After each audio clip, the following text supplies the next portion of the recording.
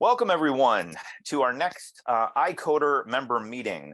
Delighted to be here with all of you. It's been a while, and I think since the last meeting, really the AI stuff has hit in full power. We had a great conference this week, the Mediate.com Artificial Intelligence Conference, Artificial Intelligence and the Future of Mediation. We had a lot of great topics that were surfaced as part of that gathering, but I'm excited to extend the conversation with an expert on this topic, Ben, who's here with us, one of the authors of the Legal Singularity. Ben, thank you so much for joining us today. My pleasure to join the group, Colin. Great, excellent. So Ben, why don't you orient us about the book? As you said, it's going to be releasing on July 4th. Yeah. So none of us have actually gotten our hands on it, but the University of Toronto Press webpage actually has a lot about the contents of the book.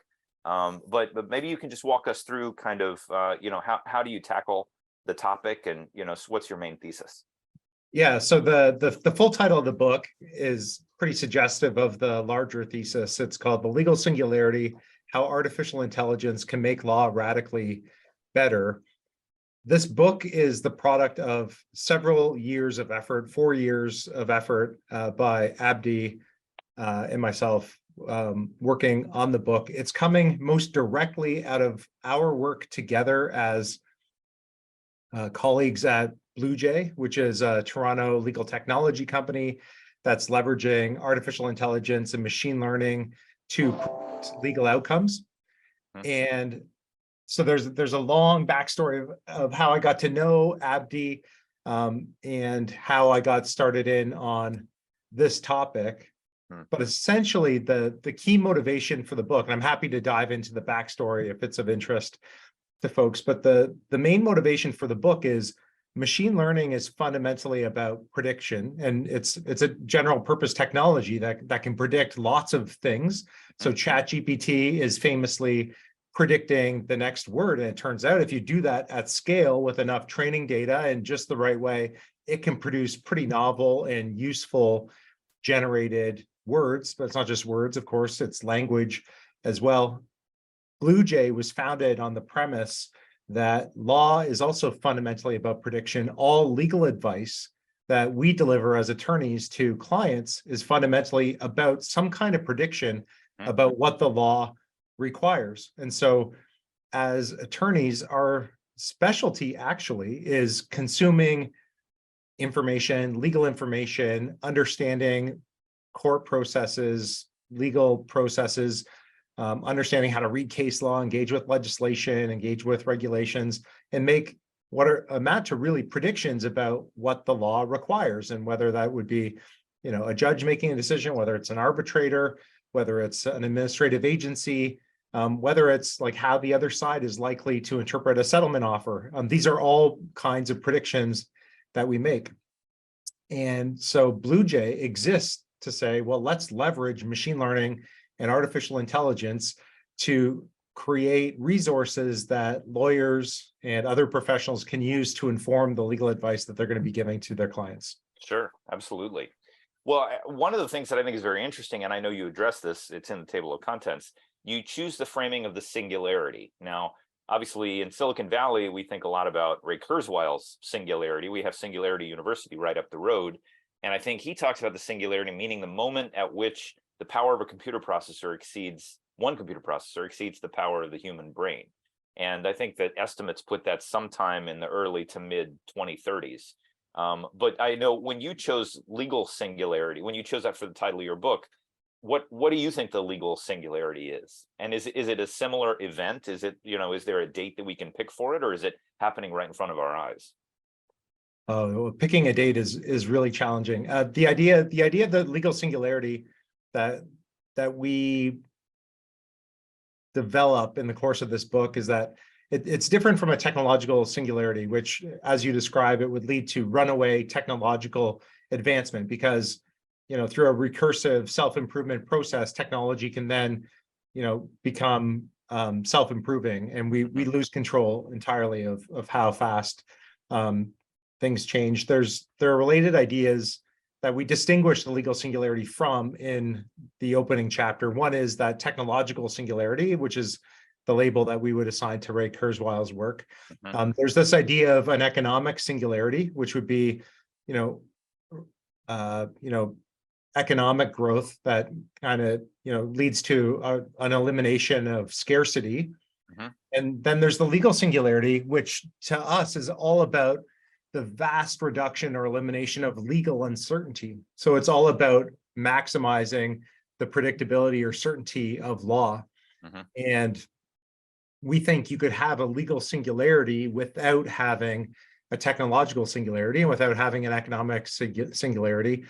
All you need is sufficiently powerful legal technology that's capable of making predictions about what the law requires, and you could be at a legal singularity. And it just requires practical certainty about what the law requires. It doesn't have to be some kind of transcendent legal certainty, such that absolutely everything is knowable ex ante or ahead of time. It's just, what it requires is virtually all disputes being understandable and understanding the rights and obligations in real time. And so it becomes a fundamental thing that we take for granted, probably in the same way that we take electrification for granted now.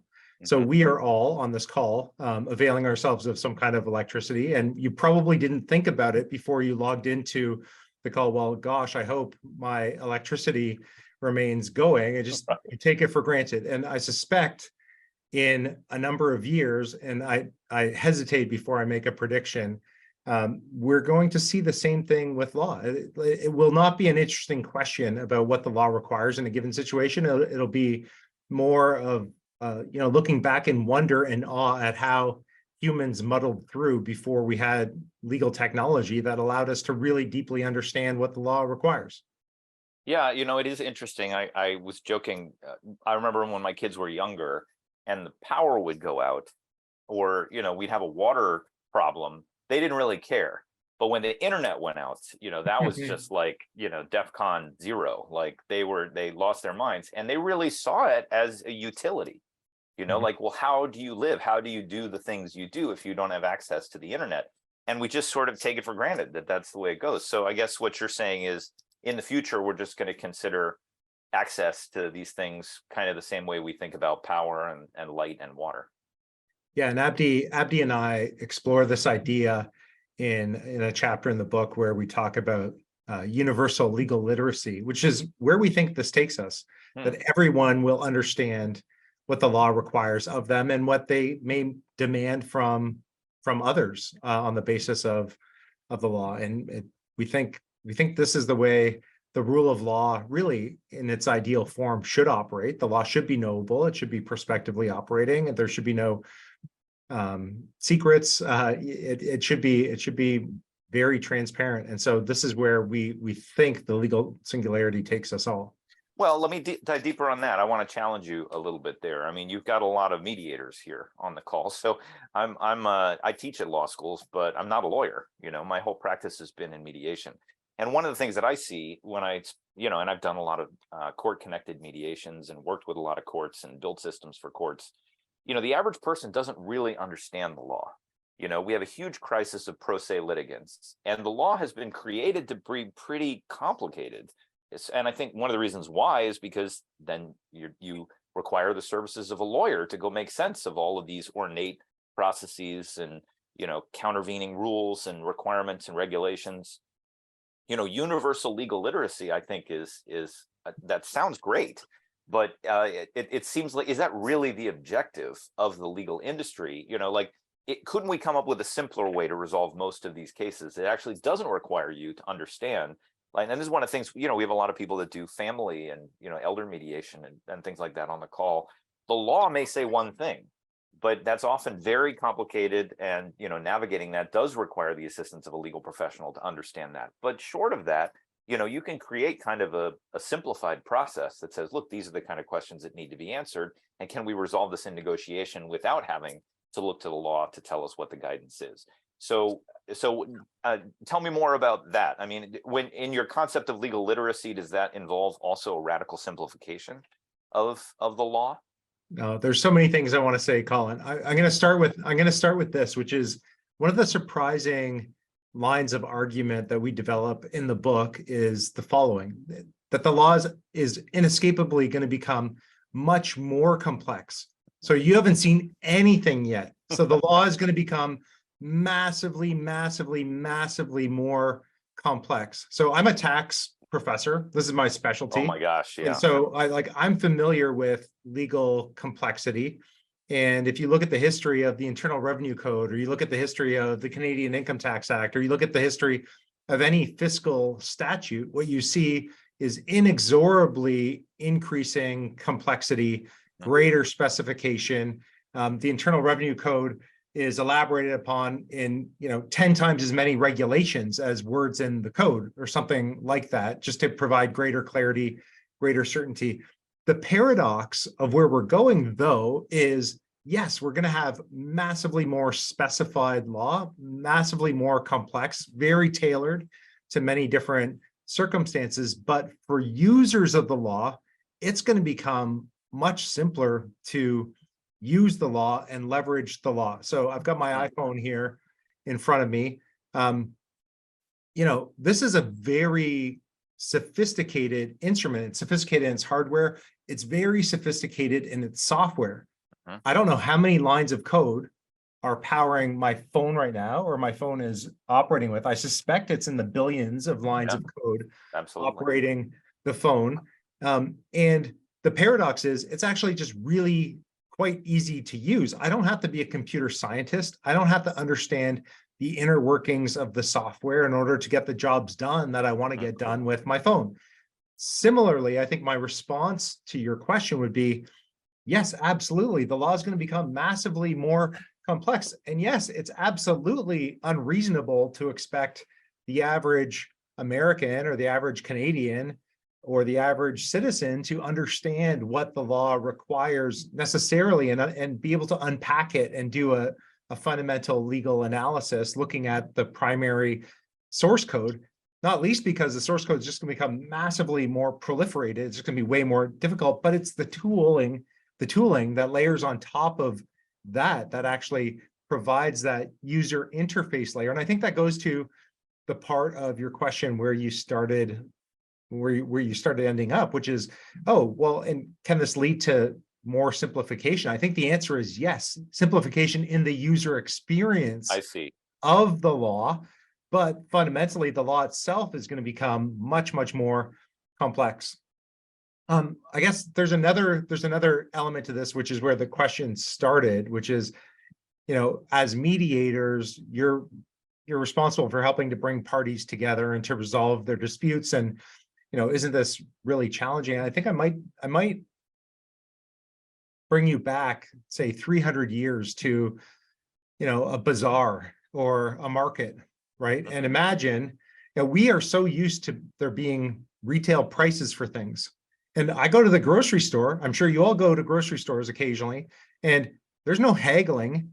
You're not going to haggle over how much, this tomato costs, this ripe tomato, and you're not picking up two tomatoes that, well, I'll give you more for this one because this tomato looks better. It's like, no, the prices are all standardized, and that allows us to move more quickly to do that. If you had told a medieval scholastic, for example, in the future, well, there'll be no haggling. There'll be, broad currencies that'll be widely accepted. There'll be standardized prices, massive distribution. You'd say, well, I think they'd have a number of puzzles. How is this happening, and how do you actually operate this super elaborated economy that you're running, and how is this price mechanism? And you'd have to fast forward to Adam Smith in 1776, writing in the Wealth of Nations. You'd have a lot to explain to the medieval merchants. Yeah, actually, no, you can. There is this law of the just price, there's this concept of the just price. When I go to my local grocery store, I kind of assume the prices are mostly, they've been going up. People are complaining that the prices are no longer as just as they once were. But I think some people would prefer if we had some haggling. But I think the point is the same thing could happen in law, right? So right now you're saying, no, you need intermediation and you need to bring the parties together, but it's because there's no clear reference point for what the law requires. So if you had a system that very clearly said, okay, what's your version of the facts? What's your version of the facts? You can imagine a system that is like a fact disambiguator. So let's see, like marshal all your evidence and then just like crunch that information using AI to figure out what's the most plausible explanation or narrative account of what happened. So find the facts with AI and then have the law kind of map those facts onto the most likely outcome. It's going to narrow dramatically the scope of these disputes, meaning that the mediator's job is going to become a lot easier. Now, there's still going to be those cases that might be on some fine line where it's a knife's edge and it might go one way, might go the other way. But the parties will also be aware of that. They'll say, okay, like on my version of the facts, I have a 51% version, like chance of winning, and they have a 49%, but and vice versa on their version of the facts. But it's like, okay, like I think we can settle this unless somebody has like a broader exogenous reason to want to litigate. Well, especially if we had an algorithm that could say, you know, what's the value of the case? You know, let's look at 1 million cases that look like this one. What is the bell curve of outcomes that were distributed? That kind of data visibility is going to help to create a zone of agreement for the parties, because they might have a stronger sense of what their case is worth. I've had a lot of mediations. One party comes in, I'll pay $100, and the other side, I want $10,000. Like, oh man, this is going to be a lot of work, and I don't know if there's any overlap. So Sharon asked a great question, and I know you talk about this in the book. Talk us through what you think the impact is going to be on the judiciary and the role of the courts. You know, I know obviously the legal singularity. I think one of the things people talked about in the dawn of the internet was that it was going to radically empower consumers, radically empower citizens, because they're going to have access to information they never had before. And I think the legal model, the judicial model, it sort of is from a prior era. I mean, it's centralized power in the nation state that uses that power, and everybody has to come and sort of opt in to the system as designed by the centralized power. And then when an outcome is delivered, that centralized power then enforces, you know, through punishment, what the outcomes would be. But, you know, one of the things the internet is, you know, it distributes power. I mean, the intelligence of the internet is on the endpoints, and really the network is just connecting all of the different endpoints. So talk through how you see AI transforming the judiciary, and be cognizant of the fact that Sharon is from the judiciary, so she may have opinions about this too. So Sharon, please don't hesitate to weigh in. But Ben, what do you think about all that? Yeah, so we do have a chapter 6 on what are the implications of all of this for the judiciary. I think the most curious thing is another paradox that comes out of this for the judiciary.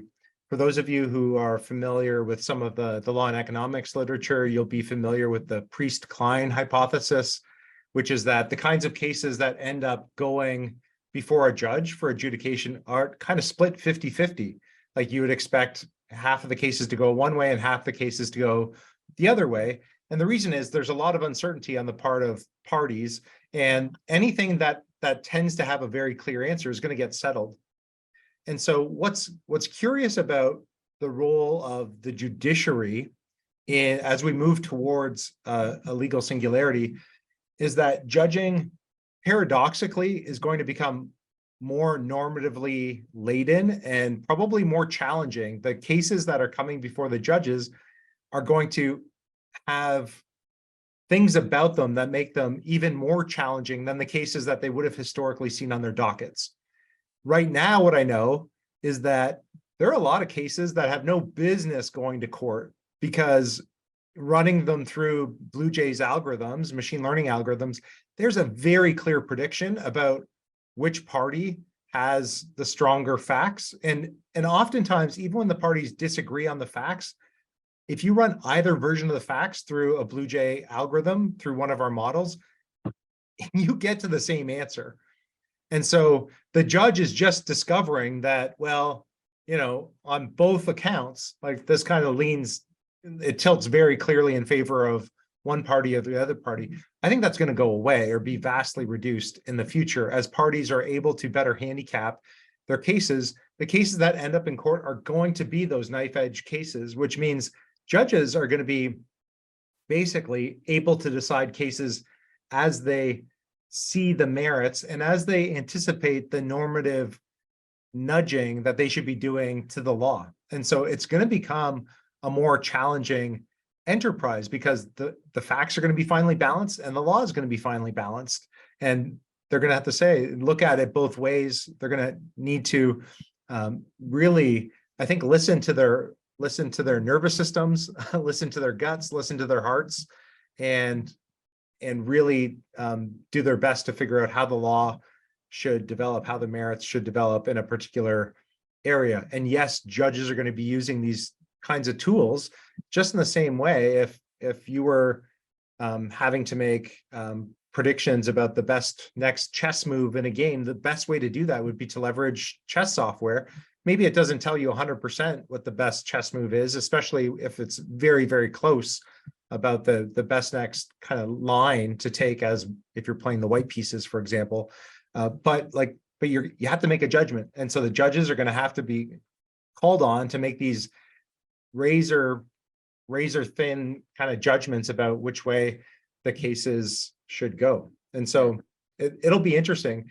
There will be parties who want to engage in strategic litigation to drive the law in particular directions. And there the challenge is, how do I find those cases where it looks like I'm a slight underdog on the current past history of the law, but where I think I can get a judge to say, yes, notwithstanding the fact that it looks like you have a 47% chance of winning this case, I actually think you have the better view of where the law should be. The law has been historically not doing the job that it could be doing to protect parties like you, and I'm going to find in your favor. And then, of course, that gets assimilated into the system, and it informs the next judgment about, the next judge who's hearing one of these cases. And so judging becomes more normative, more policy focused, more challenging.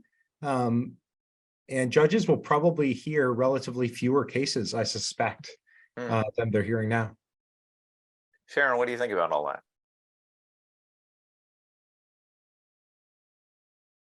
that?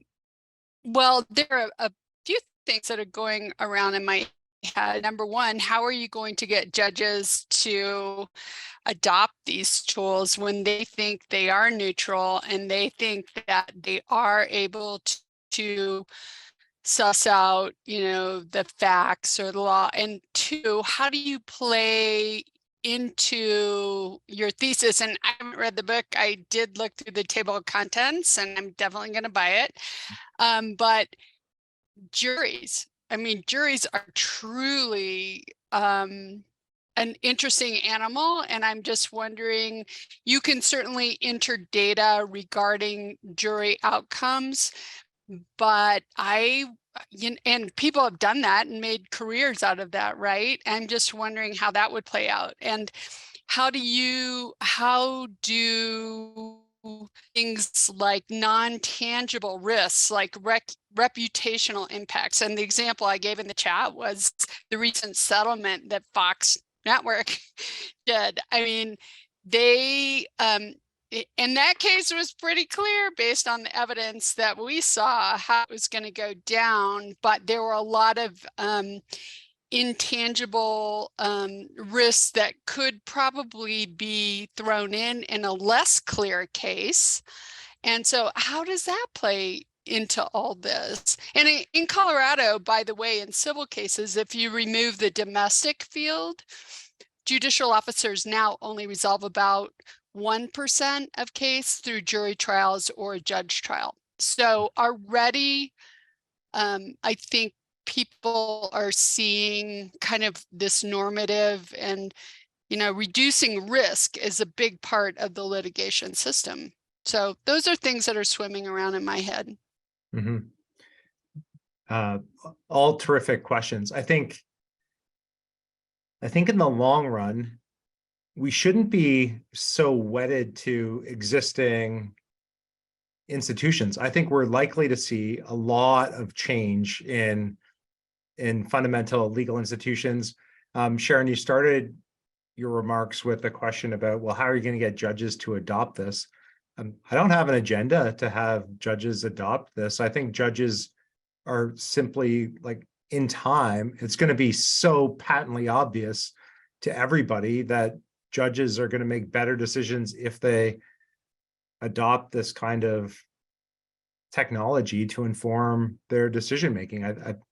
I think it's inevitable. And I think if you try to convince a judge that they should be using this, that's probably something that is going to end in your frustration and in the frustration of the judge as well. I've spoken to groups of judges years ago when we first started Blue Jay.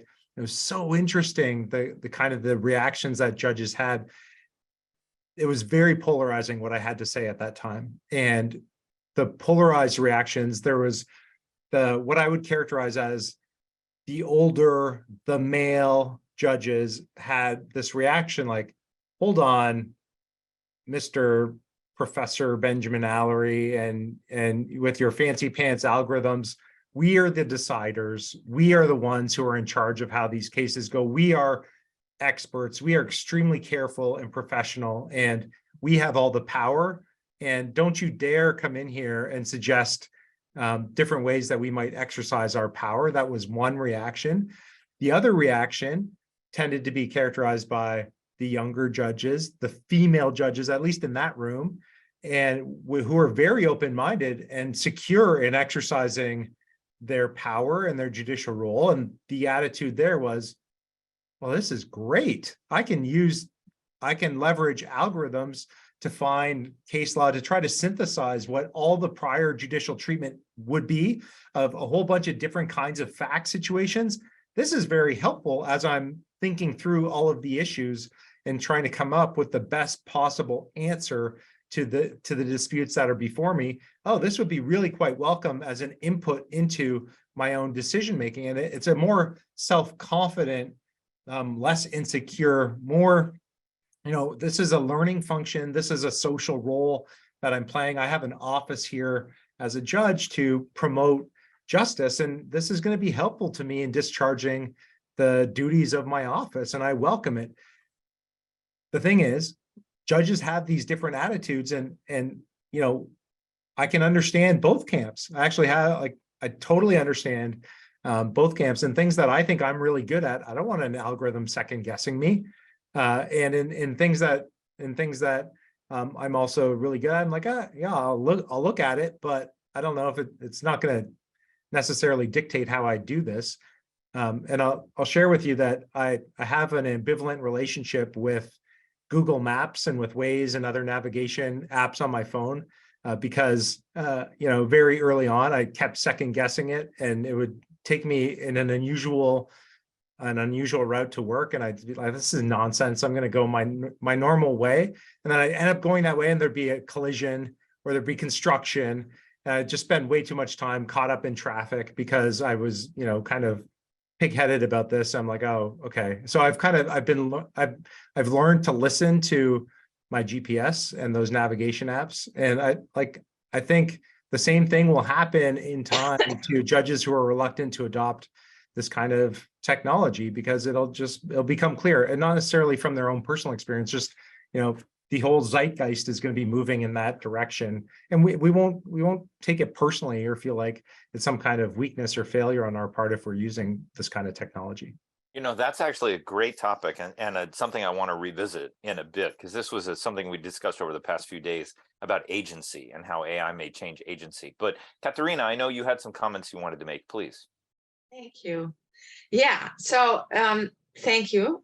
I have no doubt that artificial intelligence can contribute a great deal to making the law more user-friendly, both for judges and for the end user, so to speak. And I disagree or question quite a few of the things that you said, starting with the haggling. I do not believe that we can't haggle in the US over prices in almost every store, and I know that from experience. And I think the powers that be would like us to believe that to be true.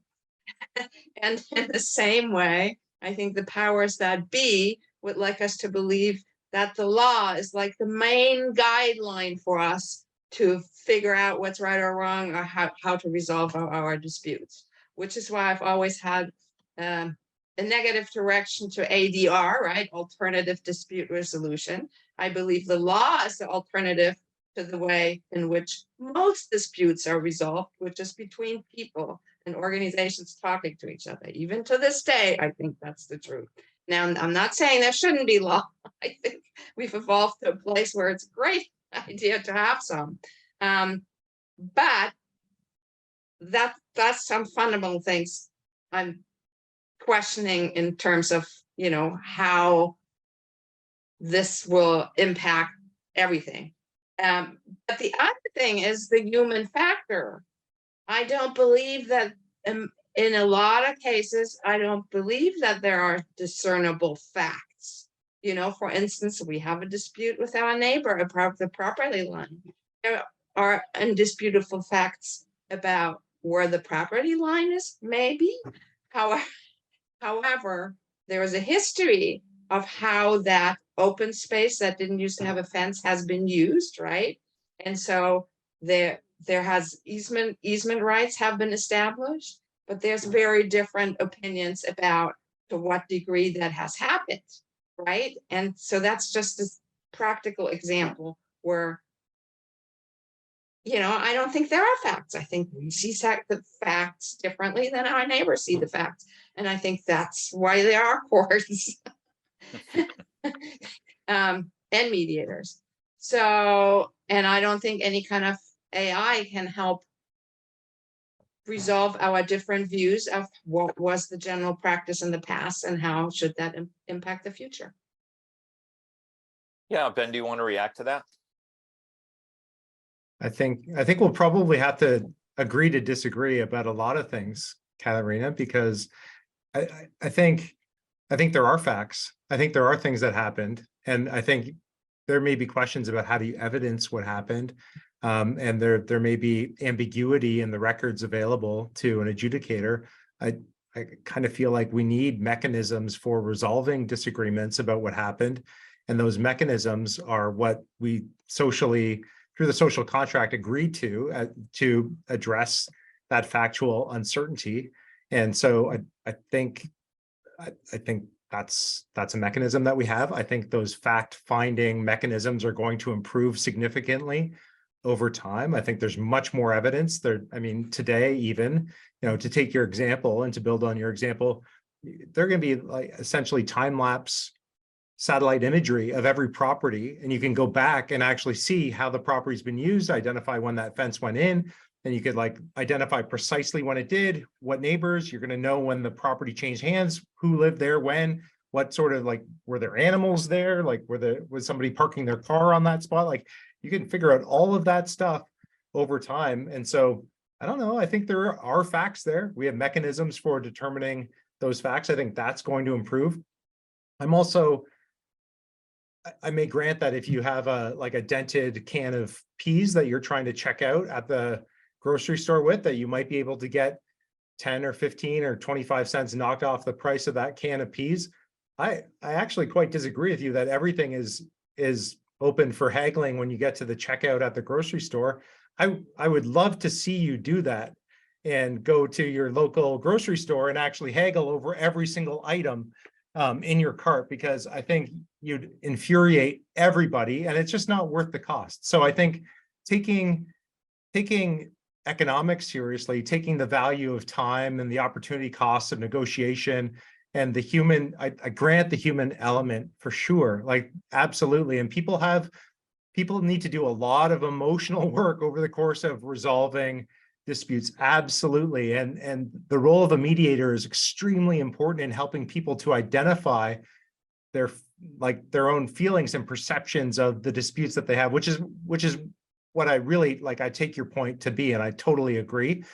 I think we're going to develop tools in time to assist mediators to identify ways to get people to work closer through to resolving those disputes. And I totally also agree with the point that you made, which is that, you know, the vast majority of disputes are resolved person to person through conversation, and with the benefit of time and cooling down and, you know, multiple like sleep wake cycles that we all go through. You can sleep on something. If you sleep on something 30 times, you're going to feel differently about it than you would in the heat of the moment. And if you were trying to get resolution when tempers were flaring. So all of that stuff I totally agree with. I think technology is going to play inexorably a role in helping us to make the law function better going forward. Thank you. Yeah, maybe to build on that too. I mean, it is interesting. I think that negotiation and mediation, and obviously mediation is just assisted negotiation, it's hand in glove with the judicial process. I mean, obviously, I've mediated some property line disputes, and people will say, okay, well, let's go look at the property records. You know, where is the fence and who used this and who used that? But really, once you get into it, you realize, you know, this is not about the property line. That, you know, their dog went over and dug up the rose bushes, you know, 3 years ago, and they're still mad about that. And that's why this has turned into such an issue. You know, Sharon made the point, and I think this is well taken. I mean, 99% of cases in the civil courts, they never make it to trial because the parties resolve. And actually, we talked about the Fox Dominion case, which has been, you know, covering, you know, all over the headlines here. Well, that was actually mediated. That resolution was mediated by a mediator, Jerry Roscoe. You know, he was actually, and interestingly enough, it was online because he was on vacation on a river boat on the Danube when this whole thing hit, and he had to do 50 phone calls back and forth with the parties. And you know, I think you can look at the evidence. There's an enormous amount of evidence that was discovered in the run-up to this trial, but these are tricky kinds of cases, right? Because Dominion is claiming commercial impact. So you have to estimate. I mean, I think the amount of money that they got in this settlement is something like 50 times their annual revenue, you know? So how do you evaluate the economic impact? Also, Fox didn't want to go to trial because they didn't want Rupert Murdoch and Sean Hannity to be put on the stand because that would be much more damaging to their brand. So there's all these you know, imponderables, you know, things that are factoring into the decisions that the parties are making. And I think Katrina's point is well taken in that, yes, we're going to have far more sophisticated systems for evaluating complex reality and then bringing in objective data. And, you know, maybe we're even going to have cameras that are going to be able to look at witness testimony and watch the changes of patterns, temperature on their face and the tenor of their voice and be able to predict 98% whether or not they're lying. You know, like that's amazing to get that additional information from the standpoint of an evidence-based, you know, evaluative process. But, you know, who live in the realm of this negotiation and mediation world, you know, we're in the part, most of the cases we deal with are pre-litigation. So the parties still own the outcome. They can negotiate whatever they want, and they're making a decision about whether or not to escalate it to the formal process. And the question also, when we hit this legal singularity, is what's the impact on that relationship between the negotiation phase and the evaluative phase? So Ben, I don't know if you want to react to that. I see Dan's hands up, so we'll go to him in a minute. But what do you think about all of that? I think it's going to be very different because I think people's reaction it's going to be informed by a whole different set of information, right? Like things are going to be very different. The informational environment that we have available to us, I think fundamentally, we're still going to be human. So much of what you've said and what Katarina said is absolutely going to hold. Right. But what's going to change are, like, I think institutional arrangements are going to change quite significantly.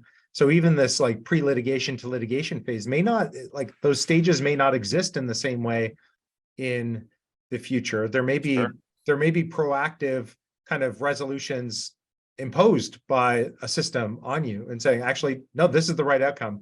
You know, this has been like, you've been watched, like, and this is going to sound kind of dystopian probably to you, but I could imagine the system saying there's nothing to debate here. Actually, this is, and even way before you get to a dispute, I could imagine different systems warning you that what you're doing is likely to lead to really, you know, not attractive consequences. So take the Dominion voting v. Fox case.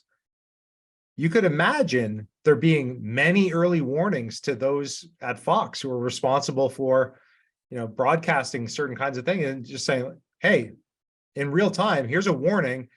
This is not substantiated. This is inconsistent with the facts. If you say this, here's the estimate of what the defamation damages could possibly be. Now, you can go ahead. Here's also our prediction of what it's going to do for your revenues, and like people will make better informed decisions all the way. So, you know, do the backwards induction, and you're not even in the position of having the same kinds of disputes. And so this is very sensitive to how we assume technology develops in a whole bunch of different ways, not just in mediation, not just in dispute resolution, not just in the legal context, but more broadly in business and in our interpersonal relationships, and in my decision whether I'm going to jaywalk on the way home today. Yeah, your Google goggles will say, FYI, if you get caught, this is going to cost you $274. Right. Yeah. So Dan, please, what comment did you want to make? Yeah, I have what may be a fairly ill-formed question, so bear with me for a moment. First of all, let me say that I thoroughly agree with you about everything you're saying in terms of the impact of this. There will be a time when judges will be assisted and will be glad to have this technology.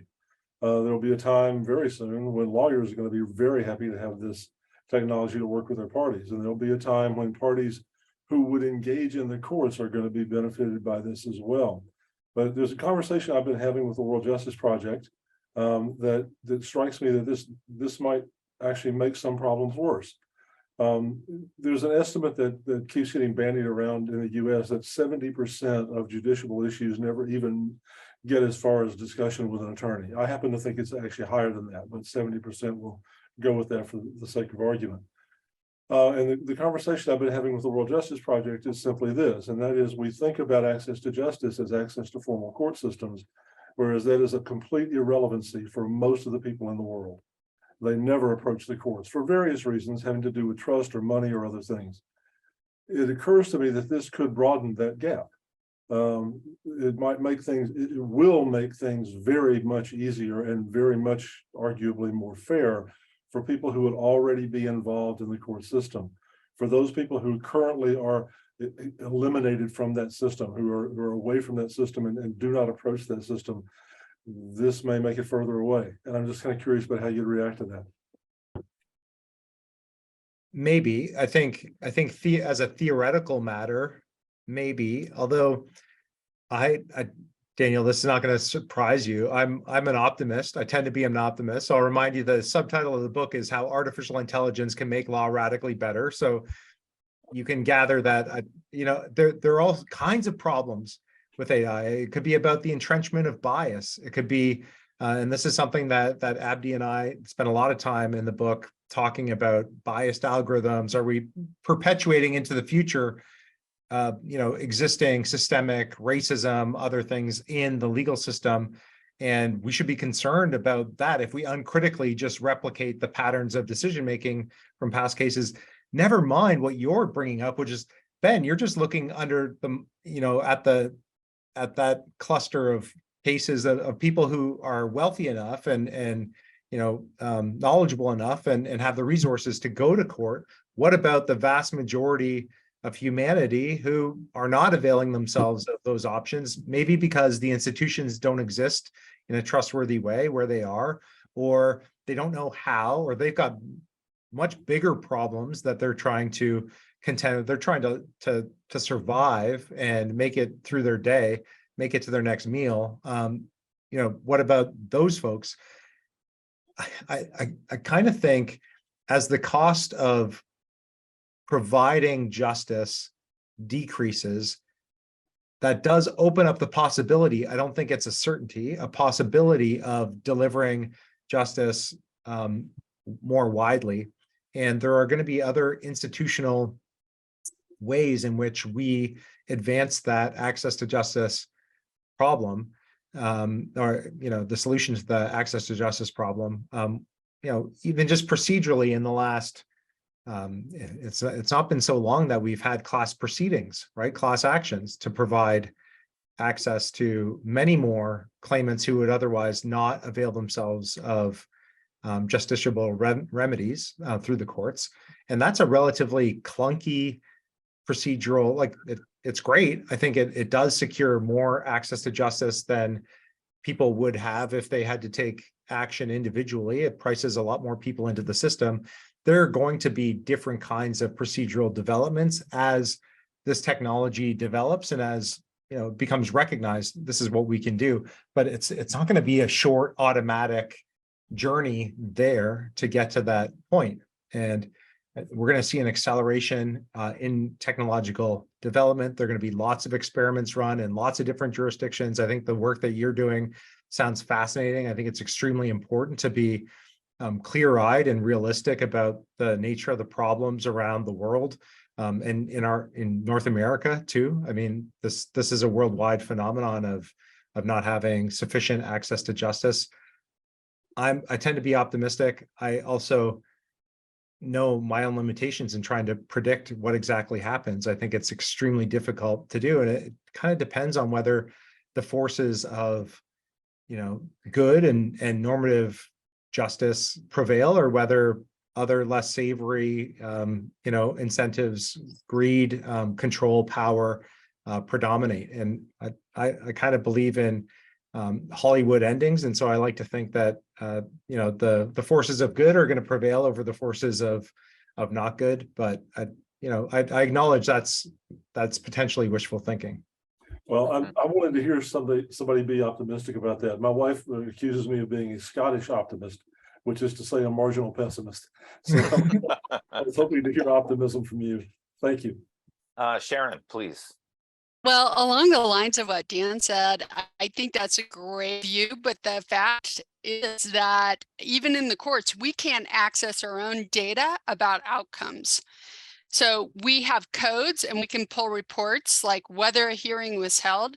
So again, data is held and takes time and money to really extract to the granular level of predictive analysis in some venues. So my concern is that the access to justice issue, which is really an access to information issue, is going to morph into an access to data issue, and that there will be a very few number of players that own that data, like continent law firms and other main players in the market right now. And that's my big concern. Any thoughts? Yeah, I think the cost of all of this stuff, the cost of data, should be going down. The cost of computation is definitely going down. So following Moore's law, computation is doubling in power. It's becoming half as expensive roughly every 2 years over the long term. That's led to the really incredible acceleration in computational power. What you're saying is exactly right. I think we have very inefficient methods for capturing that digital exhaust from a lot of, what someone might call analog processes. Now, I think a lot of the data that have been collected have been hand collected at significant cost. The original online databases, we're talking about LexisNexis, Westlaw, they had to be replatformed from paper-based systems. But even those, like don't forget, like West Publishing, they went to extraordinary expense to send reporters everywhere and collected all that information from courthouses and consolidated it, republished it, put it into books. And then we had to then they had to go and digitize all of that information from all of the books, replatform it into digital information. Now we're talking about the next stage, which is taking that digital information, taking those words in digital format and figuring out, how do we synthesize the meaning? How do we computationally unlock that? To even get to that point requires a massive amount of investment. So to your point, it's very expensive to get there, but once you get there, it's much easier to implement these digital data traps and mechanisms for capturing that information. And to the extent that the courts are public, this is in our control. So we should be capturing this information. Judgments should be, I think almost all judgments now, maybe not all, but many judgments appear first in digital and only in digital format, and they're published and they become available as data. Not in Colorado. They're not published. I mean, only Court of Appeals cases.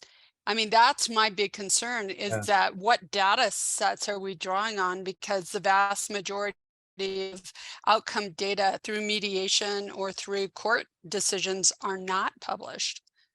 So the good news is, from my perspective, that unless you think that the way that the published decisions go is dramatically different from how other cases are going, you can make decent inferences from, if you have the universe of all of the observed decisions, you can make pretty good predictions about how those other cases are going to be decided. So if the law casts a sharp shadow, you should be able to engage in good inference. Now, that may not be fully satisfactory to you. I write a column in Tax Notes called Blue Jay Predicts. Every month, I take a pending tax court decision or a circuit court of appeal decision, and I take it apart statistically using machine learning, make a prediction about how I think the case is likely to be resolved. And I've had this column now for almost 2 years. I haven't got one wrong yet. Like, you can make really good predictions about how cases are likely to go. And I never say this is certain. I say this is 84% likely. This is 82% likely. And I'm going to get one wrong at some point because I'm not making 100% predictions, and it's just probabilistic. But you can make these predictions based on the existing case law. Now, there might be, would it be valuable to capture all the cases? I think so. That's more information about what's happening in the system and what the law requires. And so I take your point, but it's you should take Blue Jay to Vegas. You'd make a mint. You'd make a lot more money than doing this legal tech stuff. Yeah. I think it was interesting, I learned a few years ago that there was a company that started to aggregate data about the French courts, and they were looking at decisions rendered by judges. And they started to track statistics, on a judge by judge basis. How often did they decide for the plaintiff? How often did they decide for the defendant? And the judges really didn't like this because they don't like having their performance evaluated. So they actually passed a law to make it illegal to collect data on the performance of judges in France. And to me, that just seems to fly in the face of everything that's happening. I mean, the currency of AI is data. And what technology is enabling us to do, if you look at what's really enabled the breakthroughs in AI, it's not software. The algorithms around, these transformers and machine learning algorithms haven't really fundamentally changed that much over the past 10 years. We had basic machine learning algorithms back in the 70s. What's changed is our ability to store enormous amounts of data cheaply, and then the power of processors to chew through that data. So I think OpenAI, they use something like 10,000 NVIDIA GPUs all chained together to chew through their data set to learn. And, that computing power is staggering today. But as you say, with Moore's Law, in 2 years, it's going to take half as many GPUs. And then in 4 years, it's going to take a third as many GPUs. And, someday we're going to be running, large language models on our watches, because as you say, these are kind of supercomputers if you think what we had back in the 90s. So it's amazing to think what's coming. It really is. And data is what it's all about. And we're going to have to collect that data. The legal system is going to have to be much, much more disciplined about collecting and processing that data if we're really going to achieve the singularity you described. So I do want to surface some questions that Chuck made, and he's not on video, but one of the things that he talked about, he said, how does normative legal singularity evolve with judges who are manifestly not neutral or objective and are appointed or elected for that reason? And you talked about this in passing, Ben, about bias. And, a lot of people are hesitant about AI because we're using data to train it, and that data has bias in the data. So how are we going to clean that data? Who's going to clean, who is going to be responsible for that? I just wanted to give you a chance to talk to that as well. Yeah, so I guess what Chuck is asking about really raises the issue of politicized judiciaries, right? And so if you have a highly politicized judiciary, what do you do about that? And how do you think about that? Well, I guess partly it's about exposing the extent to which there is a politicized decision. And so I expect that there will be public interest organizations in the future being able to document precisely just how politicized particular judges are. And so identifying, well, here's what the law, this is what the law kind of requires on a straight and narrow, the best appreciation of all the past cases. This is the outcome. This is where Judge X is with that judgment. And you know, this is politics, right? And so that'll happen, and there will be transparency about just how politicized different judges are. I think the Supreme Court gets a ton of scrutiny on this, right? There's been a lot of empirical analysis of where judges on the Supreme Court are in policy space, and they've been arrayed looking at all of the past judgments and where the court splits. They can kind of, situate the judges on the spectrum depending on the underlying policy issue that's at stake. Academics make predictions about, we think this is going to be a 5-4, and there's speculation about who's going to be the swing justice on any particular case. This is not entirely a new phenomenon. We've just seen most of the attention on it at the Supreme Court level, but there's no reason in principle why you couldn't extend that all the way down to the trial courts and really handicap, okay, this is a highly politicized judge. Now, it's up to us in a democracy to exercise voice about that. And in some ways, there are lots of jurisdictions in the US where there are judicial elections, and that's meant to be a bulwark against, picking judges on the basis of, class interests or favoritism or something like that. It's like, no, actually judges should be a representative of the people, and they should be deciding is they should be selected by the communities that they are sitting in judgment of. And so some people might say, yeah, judges really are political animals and political actors, and recognizing that there's nothing wrong with that. That's what judging is. And then others, that this is a more Anglo-Canadian view, I think, is that we should be appointing judges who are professionalized, who are above the political fray, and we shouldn't be let's do what we're doing. So we'll have the lawmakers be highly political, and they're making laws based on the preferences of the populace. And then we have the umpires, the people calling balls and strikes. They're supposed to be doing that on the basis of the strike zone that gets defined by the people who set the rules. So we need a division of labor. That's a more Anglo-Canadian view, and you see it with your federal courts as well in the US. And I tend to find that point of view more persuasive, but I'm also aware of its problems. So it's been harshly criticized for replicating certain class biases and appointing judges of certain academic pedigrees who are not representative of the people and would be making systematically different decisions than judges who would be, elected by the communities that they're serving. And so there are trade-offs in all of this. And I return to one of my safe spots here, which is I think we're going to see institutional changes. I don't think things just continue as they are. And it's not just like, okay, keep the world as it is and turn the technology dial way up and then see what happens. As we turn that technology dial up, we're going to see changes to the institutions, and it's going to be a bumpy road. There's going to be some turbulence ahead. Absolutely. Well, I couldn't agree with you more. It's very, very difficult to figure out where all of this is heading, but I think your book is an enormous contribution, Ben, and really it's been enlightening to hear you hear kind of what you were aiming for with the book. I think a lot of us really want to buy it and read it. Maybe we need to have you back after the book comes out so that we can talk about some of the specific content in there. But Sharon said it's a super fascinating discussion. Thank you for presenting.